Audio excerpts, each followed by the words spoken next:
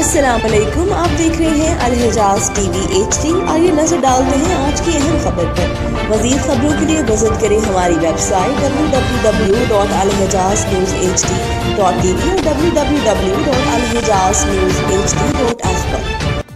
Regional police officer Rawalpindi region Babar Sarfaraz अल्पा की open door policy के तहत थाना चक्री के इलाका में खुली कचहरी का इनेकाद।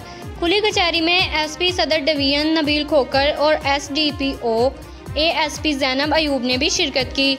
खुली कचहरी में शहरियों ने कसीर तादाद में शिरकत करते हुए अपनी दरख्वास्तें पेश की, जिस पर IRPO ने मौका पर मौजूद मुतल्लिका अफसरान को इंक्वायरी और कार्रवाई के अहकामात जारी करते हुए मुकर्ररा टाइम फ्रेम में रिपोर्ट भिजवाने के अहकामात जारी किए। IRPO रावलपिंडी रीजन बाबर सरफराज अल्पा ने इस मौका पर गुफ्तगू करते हुए कहा कि हुकूमत पंजाब के विजन के मुताबिक शहरियों को फौरी तौर पर इंसाफ की फराहमी उनकी दहलीज पर पहुँचाना अव्वलीन तरजीह है। खुली कचहरी के इनेकाद से पुलिसिंग के मेयार में भी मज़ीद बेहतरी लाई जा रही है।